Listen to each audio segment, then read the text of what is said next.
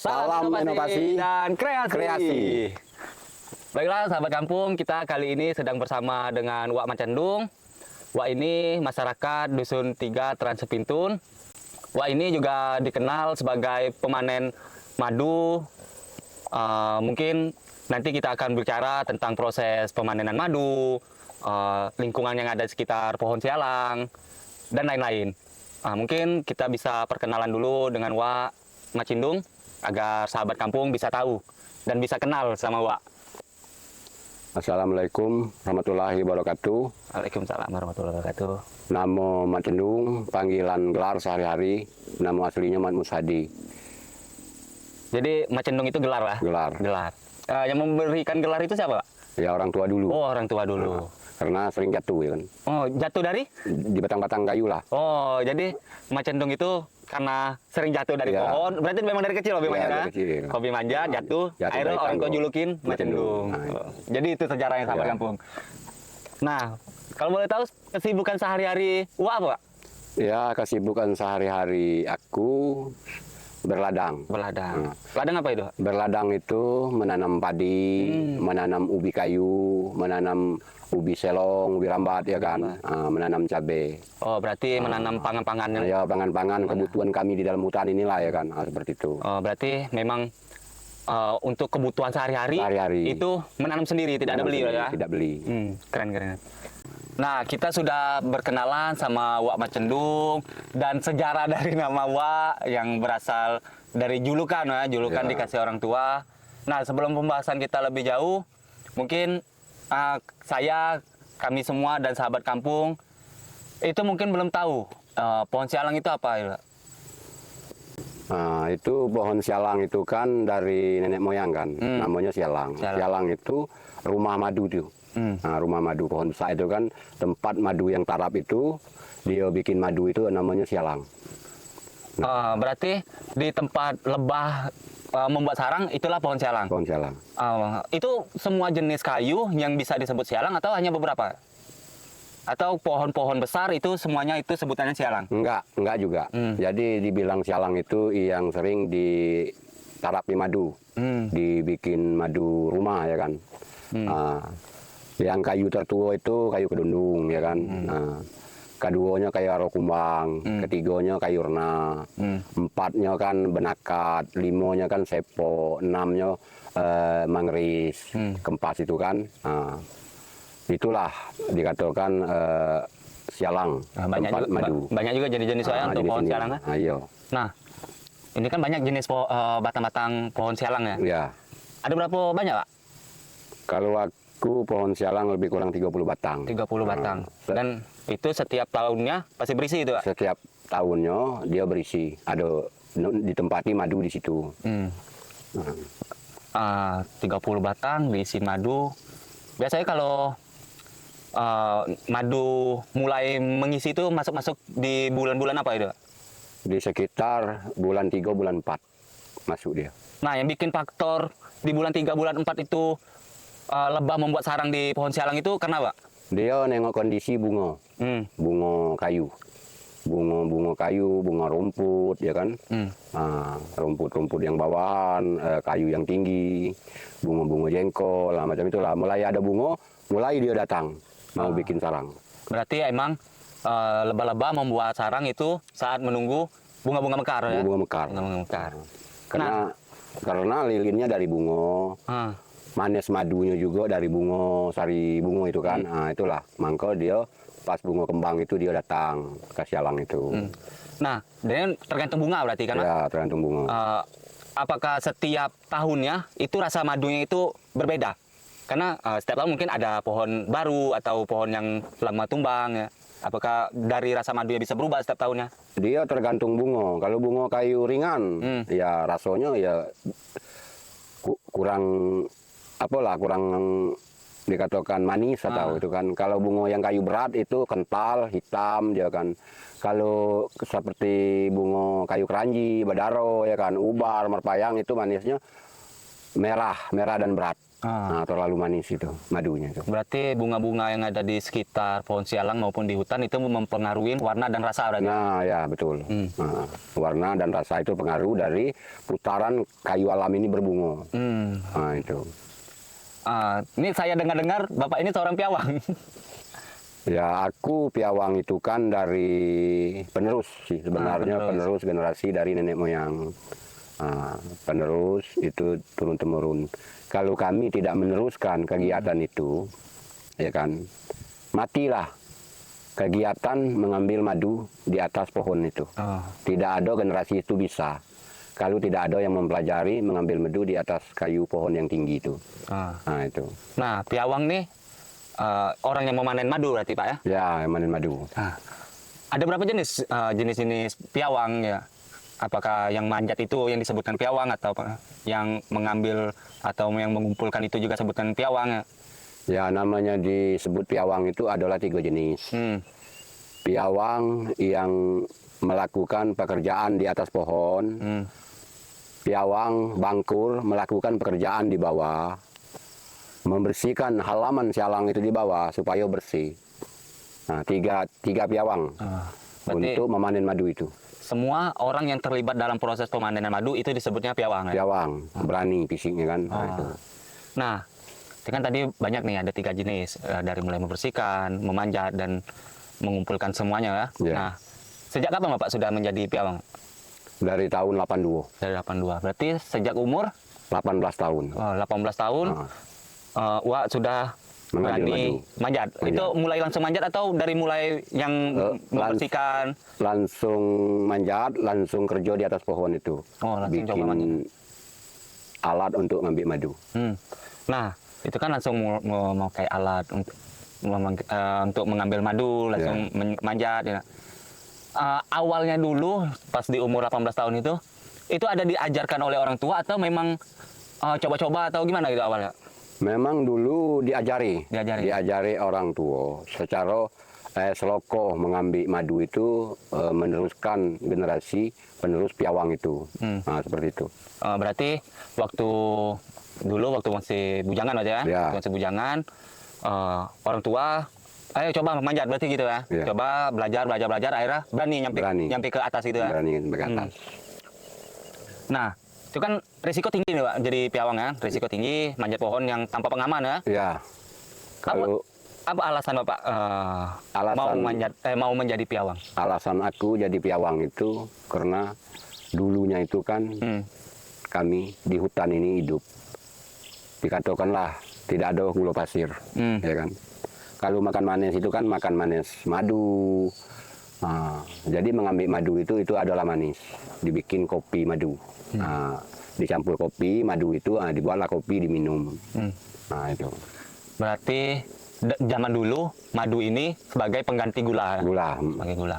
Karena ya bisa dibilang dulu tinggal di hutan, gula tidak ada, ya madu lah sebagai manisnya. Manisan. Manisnya. Nah, itu.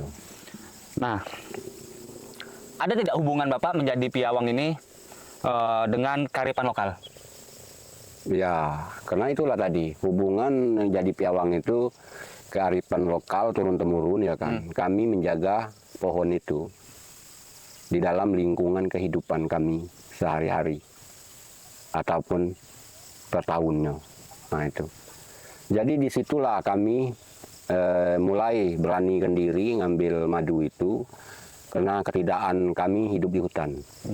Nah, kami punya aturan, kami punya hak di situ kan. Nah, itulah dikatakan sialang itu selintang tali anyun itu dengan meneruskan penerus generasi itu terus ke depannya. Supaya jangan musnah untuk aturan itu. Aturan mengambil lebah tadi. Jadi setiap mengambil lebah itu ada aturannya? Ada aturannya. Nah, tadi kan Bapak ngomong selintang tali anyut. Nah, selintang tali anyut itu seperti apa? Jadi selintang tali anyun itu adalah wewenang masyarakat hidup di hutan. Satu, jangan diambil kawan tanah di sekitar sialang itu. Karena kita menjaga batang sialang itu, lingkungan di sekitar sialang itu supaya dia tahan, awet. Tidak dibendung angin lah, tidak kena panas api lah, dan juga tidak layu kan batangnya kena api, dan juga istilahnya dibersihkan lingkungan selintang tali anyot itu supaya bersih, supaya menjaga pohon itu terus menerus. Kita bisa harapan ke depannya untuk anak cucung itu untuk dipanen setiap waktu, setiap tahun gitu. Nah, selintang tali anyot tadi kan menjaga sekitar kawasan pohon sialang. Pohon sialang. Nah, itu kalau boleh tahu luasan selintang tali anyot atau kawasan yang harus dijaga itu berapa luas? Lebih kurang minimal itu 2 hektar. 2 hektar di sekitar pohon sialang. Pohon sialang. Oh, cukup luas ya? Ya, cukup luas. Nah, bisa jelaskan tidak Pak proses bersialang? Proses alat mengambil lebah tadi. Ngambil sialang kan? Proses mengambil madunya bisa dijelaskan juga dari alat-alatnya. Ya, pertama sekali proses mengambil lebah itu bikin lantak, ya kan, dibelah rotan di laut, ya kan, dibikin lantak, dibelah rotan di laut untuk talinya, ya kan, untuk ngikatnya. Dan kedua kita ambil lagi anak kayu ukuran ya lebih kurang 5 cm besar kayunya kan, namanya lias. Nah, sudah itu kita ambil lagi kayu ukuran 25 cm, kita buat penguat lantak, ya kan. Nah, sudah itu kita ambil lagi ukuran kayu untuk buat geganden. Nah, kita bikinlah lantak itu kan, kalau kayu kedundung itu kita bikin jelajah untuk pegangan, ya kan, untuk ngambil madu. Nah, sudah siap hal-hal itu, alatnya sudah tersebut, ya kita ambil lagi tunam dari kulit kayu merpayang, ya kan. Nah, ambil rotan, kita sirat, ya kan. Nah, sudah tuh nenek-nenek dulu yang perempuan itu bisa bikin temalang untuk dapat manis madunya di atas pohon diturunkan ke bawah. Nah, itu. Nah, seperti itulah turun-temurun kami dari nenek moyang kami ya, sampai ke kami ya, seperti itu cara kami mengambil madu itu. Nah, tadi kan Bapak bilang menggunakan rotan, geganden, dan apa tadi wadah itu Pak nama? Temalang. Temalang. Nah, itu masih digunakan alat-alat itu, apa sudah ada bahan-bahan alternatif yang lain gitu, tidak menggunakan rotan lagi, atau memang masih digunakan rotannya? Ya, kalau kami sampai sekarang ya, karena kami orang yang hidup di hutan ya, sampai sekarang kami lakukan alat-alat tradisi untuk mengambil sialang itu. Seperti itu. Masih menggunakan alat-alat yang nenek moyang dulu gunakan ya, yang tersebut, yang kami sebutkan itu masih kami gunakan. Nah, tadi juga ada Pak sebutkan geganden. Nah, geganden itu seperti apa itu? Geganden itu kan kayu ditara, dibikin segi 4, dibikin gagang di tengah. Kayak pukul besi, ya kan? Oh, pukul besi. Seperti itu. Jadi untuk mukul lantak di batang itu. Sudah dipukul lantak itu, dipasang kayu lias tadi kan, baru diikat untuk pegangan naik ke atas pohon yang tinggi itu, tempat lebah tadi. Itu bahan untuk membuat geganden itu ada kayu-kayu khusus tidak? Ya, kayu khusus. Biasa gunakan kayu apa? Kalau udah bangkar kempas, bangkar mengeris, kalau itu kayu bakil. Yang awet, tidak gampang pecah. Oh, berarti kayu-kayu keras yang memang tahan lama sampai puluhan tahun ya? Ya, puluhan tahun, ratusan tahun boleh. Nah, itu. Nah, tadi kan juga Bapak menyebutkan lantak dengan menggunakan kayu-kayu khusus juga lantak ya. Kenapa tidak menggunakan paku besi gitu? Ya, karena menggunakan paku besi itu kami kan hidup di hutan. Jadi yang kami ikuti aturan itu aturan nenek moyang kami. Kayunya lantak itu adalah kayu pisang, kayu manis.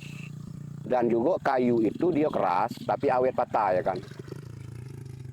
Nah, kayu pisang, kayu manis dia awet patah. Jadi walaupun dia awet patah, tapi burunya gampang. Kayu sialang itu bisa meres kayu lantak itu. Dia tidak mengeluarkan lapuknya kayu sialang. Nah, itulah awet sialang kami sampai 50 tahunan, 60 tahunan, nah itu. Jadi panjang umur. Jadi panjang umur, nah itu. Berarti saat kita membuat lantak menggunakan pisang, itu batang sialang langsung menutup gitu ya? Ya, menutup kayu sialang itu sama kulit sialang itu menutupi. Adalah bekasnya sedikit, tidak terlalu merusak pohon itu. Nah, kalau menggunakan kayu pisang, kayu apa lagi tadi Pak? Kayu manis. Kayu manis. Nah, kalau misalnya menggunakan besi itu bagaimana? Padahal kan banyak nih orang yang mengira kan besi itu lebih kuat itu daripada kayu. Ya, kalau besi itu, paku itu lebih kuat dari kayu. Cuman dampaknya bagi batang sialang kami itu kekuatannya tidak ada. Batang sialang itu bila dipaku, ya kan, karat paku itu kan mengalir di dalam serat kayu. Nah, mengalir di dalam serat kayu, kayu pohon besar itu mati sebelah batangnya. mati sebelah karena dialiri karat itu, jadi dia dimakan bubuk. Akhirnya dimakan bubuk, matilah batang sialang itu, akhirnya ditiup angin tumbang dia, tidak selamat. Nah disitulah ketidakmauan kami melantak sialang pakai paku. Jadi makanya masih tetap menggunakan kayu-kayuan untuk Kayu-kayuan. melantak. Biasa kalau ini lantak nih, kalau sudah terpasang di batang sialang, itu bisa tahan berapa tahun nih, Pak? Itu minimal 3 bulan. Oh, 3 bulan. Nah, kalau kayu 3 bulan. Berarti setelah 3 bulan, lantaknya dilepas atau ditinggalkan aja? Ditinggal. Ditinggal. Siri melepas dia sudah lapuk. Diketuk kayak ini dia sudah putuskan, sudah terbuang dewe. Nah, itulah. Pasang yang baru lagi kalau ada lebahnya di atas. Bikin tanggo baru lagi. Nah, seperti itu. Oh, berarti setiap mau memanen, itu kita membuat lantak baru ya? Iya, lantak baru, tanggo baru. Tanggo baru. Emang biasa memanen 1 tahun berapa kali, Pak? 3 kali. 3 kali? Ya, 3 kali. 3 kali dalam setahun. Awal mula lebah datang itu biasanya di bulan berapa? Lebah datang itu berkisar di bulan 3, bulan 4. Bulan 3, mulai bulan datang. Ya. Datang di bulan 3, bulan 4, masuk di panen. Biasa jarak dari mulai datang ke panen itu berapa lama? Sekitar minimal 2 bulan. 2 bulan. Ya. Berarti perkiraan kalau datangnya di bulan 3, bulan 4, bulan 6 mulai panen ya? Ya, sampai bulan 10. Sampai panen bulan juga. 10. Ya. Berarti itu terus-terusan kita Manen. manen. Manen. Nah, mungkin kan kita bisa tahu lah keadaan lingkungan saat ini sudah mungkin berubah dari zaman nenek moyang dulu dan zaman sekarang. Itu ada mempengaruhi faktor jumlah banyaknya sarang lebah ataupun hasil madu di setiap pohon sialang gitu, Pak? Ya, kalau dampak lingkungan di sekitar pohon sialang itu memang mempengaruhi sangat ini. Karena di sekitar pohon sialang itu sudah banyak rumputan bawah. Pohon yang tinggi itu sudah boleh dikatakan hampir musnah semua. Nah, karena dampaknya perusahaan buat lahan, ya kan, akar-akar pun banyak dimusnahkan, rotan, bunga-bunga rotan sudah dimusnahkan, ya namanya mengeluarkan bunga, madu itu menyerap bunga itu sudah berkurang. Nah itu. Kalau dulu kan setiap pohon sialang itu minimal 100 bidang, 80 bidang, 90 bidang. Nah, itu paling dikit ya kan. Nah, kalau sekarang ya dampak lingkungan hutan kita ini berguyur gundul, ya berkurang juga lah. Tidak terlalu dia padat. Karena dia banyak menyerap bunga-bunga sawit yang perusahaan ada, ataupun bunga akasia, ataupun bunga kayu capau laut. Nah itu yang putihan. Berarti kurang lebih aktivitas perusahaan dan beberapa masyarakat yang berkebun sawit itu yang mempengaruhi produksi madu ya? Madu, ya betul.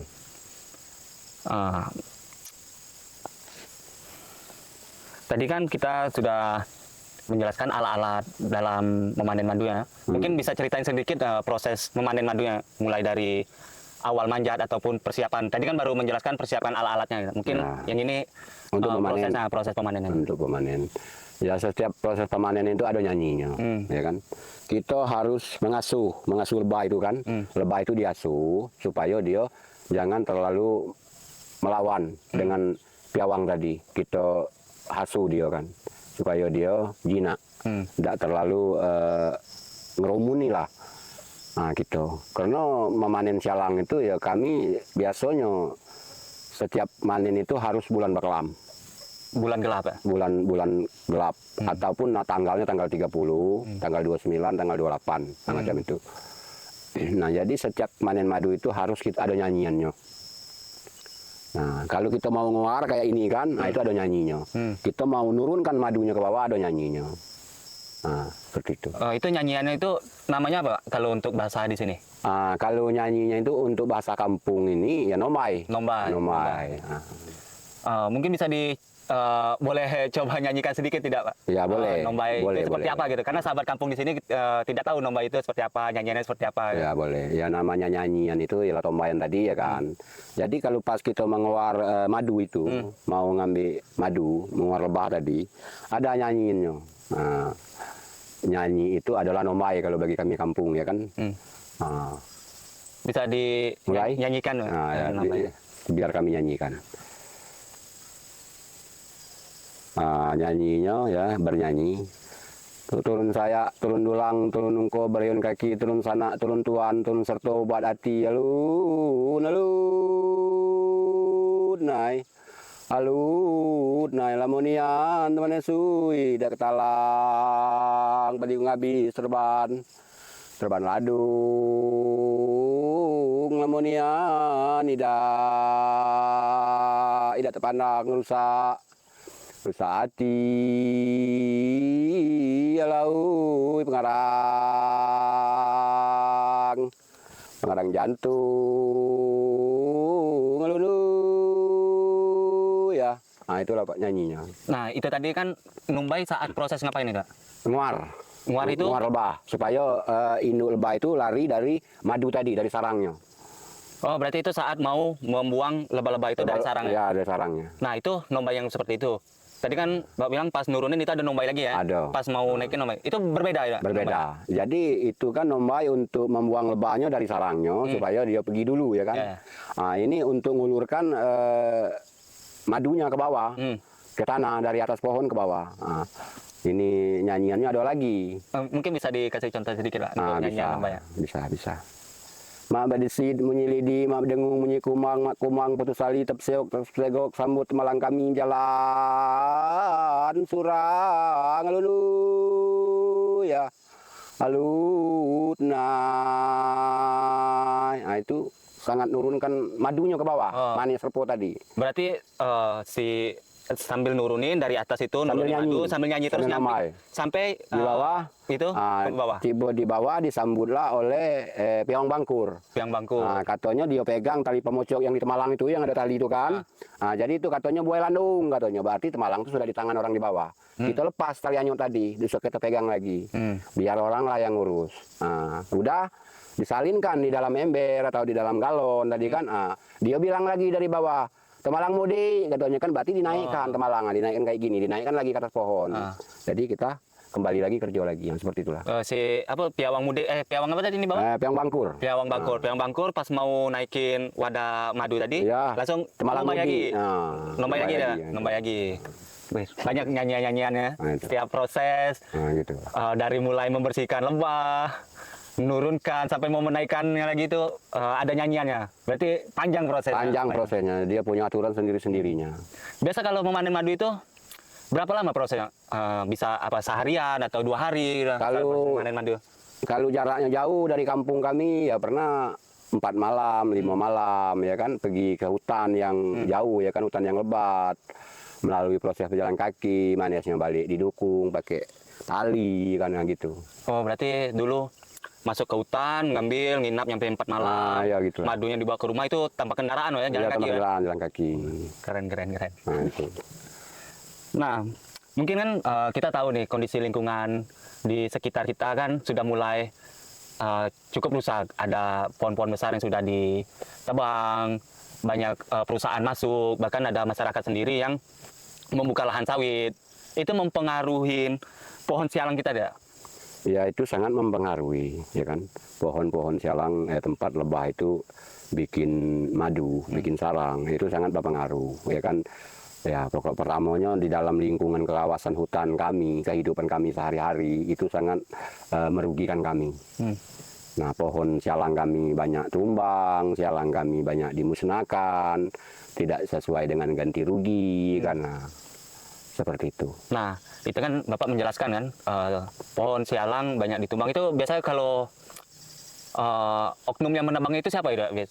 Apa dari pihak dari masyarakat ataupun dari orang luar itu yang biasanya menebang? Ya dia kan bermacam-macam orang di luar desa kita ya kan, yang tidak mengalami tentang sialang.